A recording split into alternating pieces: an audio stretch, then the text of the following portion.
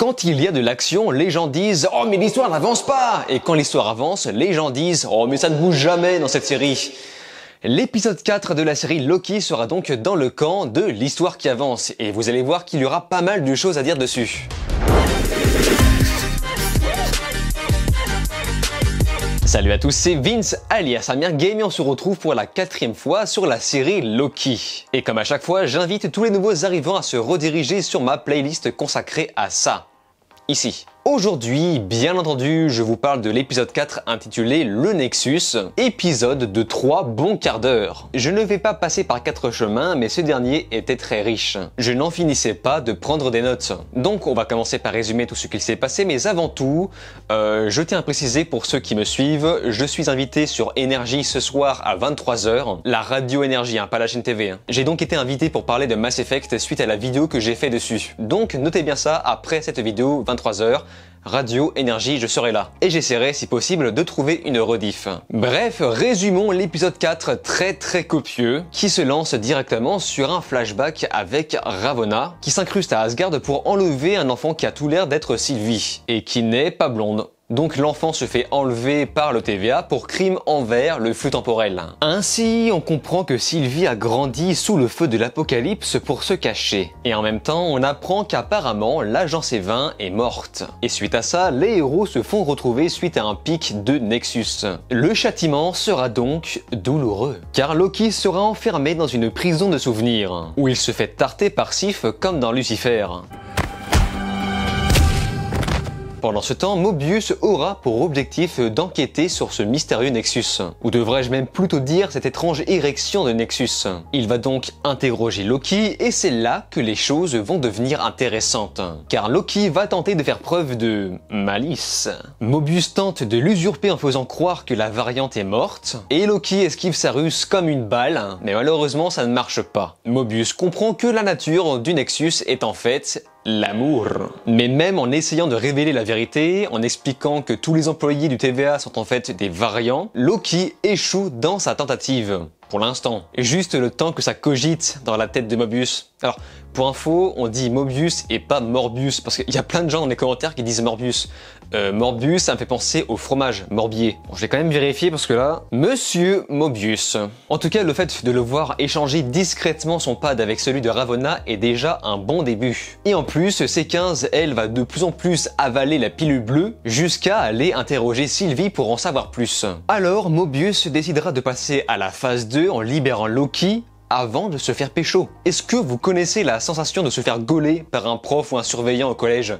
Bah là c'est pareil. Et là, c'est le face-à-face avec les directeurs de l'école, ou plutôt les gardiens du temps, jusqu'à ce que C15 interviennent pour libérer les individus, afin de se défendre. Et je suis content car une de mes théories s'est validée. Les gardiens du temps n'existent pas. C'était juste des putains de robots Disneyland Paris, Pirates des Caraïbes. Au moment où Loki se fait dématérialiser par Ravonna, Sylvie réagit comme si elle avait perdu sa sauvegarde de jeu, et attend donc des réponses de la part de sa rivale. Et Loki se réveille dans un univers parallèle face à des variants low-cost clodo. Donc, épisode, comme je vous l'ai dit, très riche, en tout cas pour ma part. Déjà, c'était intéressant après le flashback de l'intro de bien nous montrer que les gardiens du temps sont réels, enfin en tout cas physiques face à Ravonna, car c'est un peu ça qui va donner l'effet de surprise pour désamorcer leur existence à la fin de l'épisode, exactement comme je l'avais prédit dans une vidéo précédente, et d'où l'importance de ne rien montrer juste avant, histoire de bien conserver le mystère. Donc, si les créateurs du TVA ne sont pas les gardiens du temps,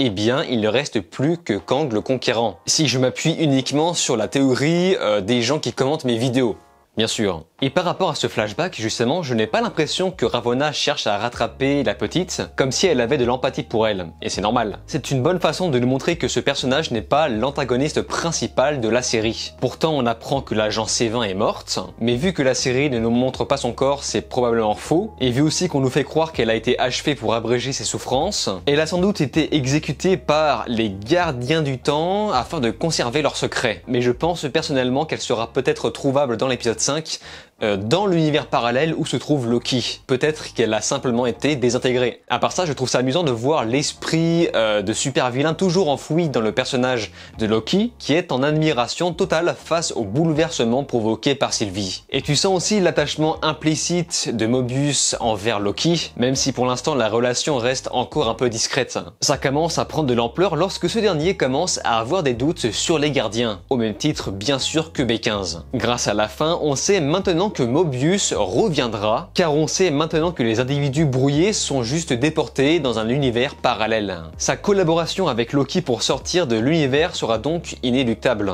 Loki, lui, commence déjà à faire quelques pas dans son évolution, où il admet enfin d'être quelqu'un de narcissique qui a cruellement besoin d'attention. I crave attention because I'm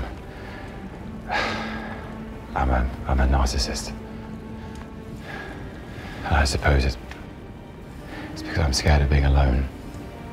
Et comme le précise Mobius, le fait d'avoir flashé sur Sylvie, donc son propre variant, est une magnifique démonstration de narcissisme, car il ne peut flasher que sur lui-même. D'ailleurs, je pense que ça résonne un petit peu avec son côté bi qu'il a plus ou moins avoué dans l'épisode précédent. Le terme âme sœur n'a jamais aussi bien porté son nom. Sinon, chose à part, il y a un petit passage que j'ai trouvé plutôt réussi, c'est la scène de l'interrogatoire face à face, où à un moment donné, les deux personnages sont filmés de profil. Alors pour rappel, la plupart du temps, les gros plans de profil sur le visage des personnages signifie soit la dominance, soit la soumission. Donc là, ça donne vraiment l'impression que chacun cherche à se convaincre avec leurs propres arguments. Autrement, j'ai bien aimé la scène de Lady Loki face à C15. C'est relativement bien joué et l'émotion passe un petit peu. Par contre, je trouve les agents du TVA un peu concons de ne pas penser que Sylvie leur incruste des souvenirs dans la tête. Enfin, si j'étais à leur place, ça serait ma dernière théorie. Je me dirais, bon ok, elle m'a mis des souvenirs dans la tête, et elle me ment. Voilà, elle me dirait qu'elle ne peut pas le faire, mais je n'y croirais pas. Dans l'ensemble, c'était un épisode à la fois calme et impactant. On ne voyage pas, mais il fait pourtant avancer l'histoire 2 fois plus que l'épisode précédent. Donc nous allons voir maintenant ce qu'on peut ajouter de plus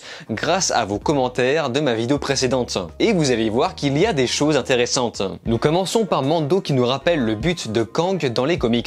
Ce dernier veut conquérir l'histoire en prenant plusieurs identités. Dans cette série, les différentes identités pourraient être les variants du TVA, qui surveillent le flux temporel de Kang. Ensuite, nous avons LS Whipstan. Rappelez-vous de la passion qu'éprouve Mobius pour le jet ski. Et je disais que dans la série, il finirait sûrement sur un jet ski. Et d'ailleurs, il en reparle dans cet épisode. Mais il est de plus en plus probable que Mobius a toujours eu cette passion, maintenant qu'on sait que les agents du TVA sont de vrais êtres humains.